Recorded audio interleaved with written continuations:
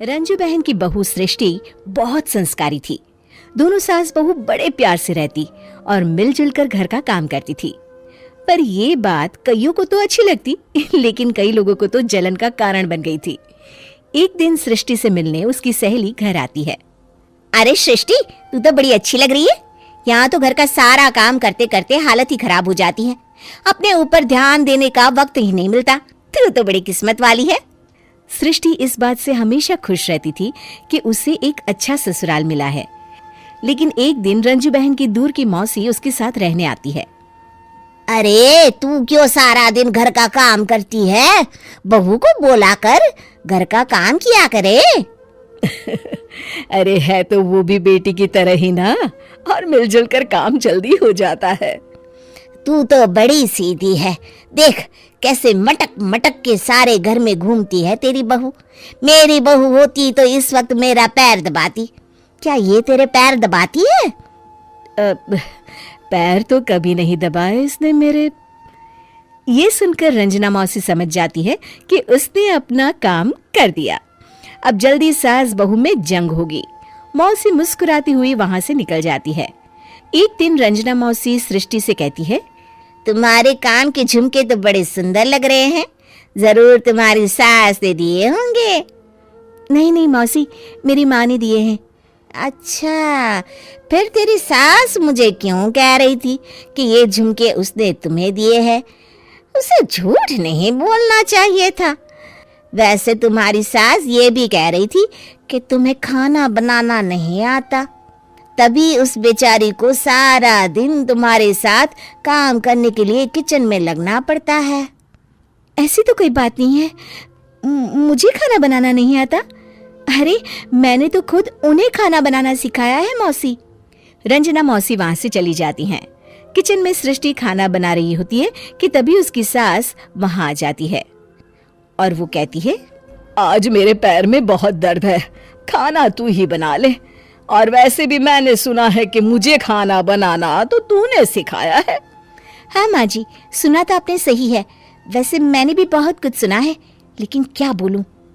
दोनों सास बहू को झगड़ते देख बाहर खड़ी रंजना मौसी मुस्कुराने लगती है। बड़ी आई थी प्यार से रहने वाली। इन्हें कोई बताए सास कभी माँ नहीं बन सकती और ना ही कभी बहू बेटी। शाम को रंजना मौसी सृष्टि को बुलाती है। अरे सृष्टि बेटा, जरा एक कप चाय तो दे दे। मौसी, चाय आप माँ जी से ही ले लीजिए, मैं किचन में पैर भी नहीं रखूंगी। वैसे भी मुझे कहाँ आता है चाय बनाना। तभी वहां रंजू आ जाती है।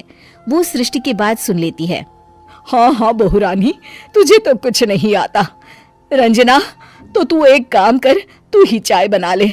और हाँ, सृष्टि को भी चाय दे देना। इसे क्या लगता है ये चाय नहीं बनाएगी तो क्या हम चाय नहीं पिएंगे? अरे हम पिएंगे भी और पिलाएंगे भी।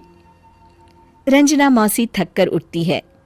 ठीक है रे रंजू दीदी, आप जैसा बोले।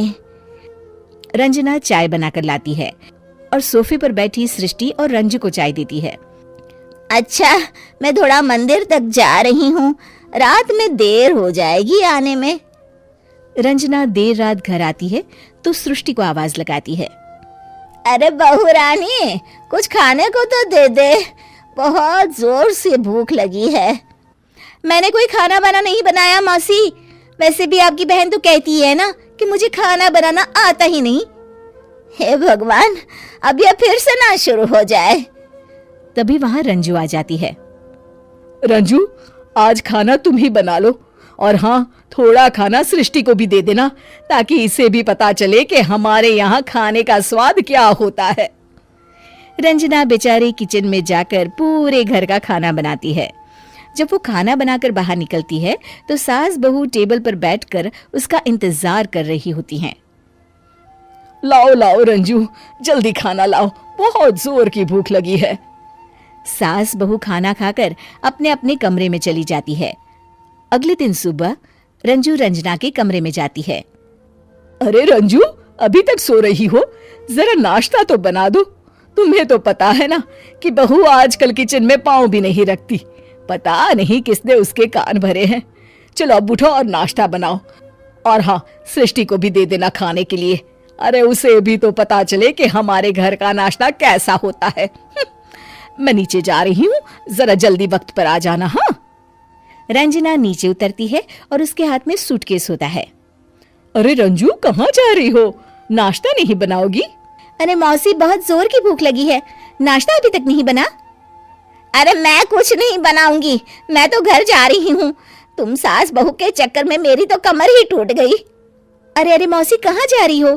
तुम चली जाओगी तो हम सास बहू को खाना कौन खिलाएगा?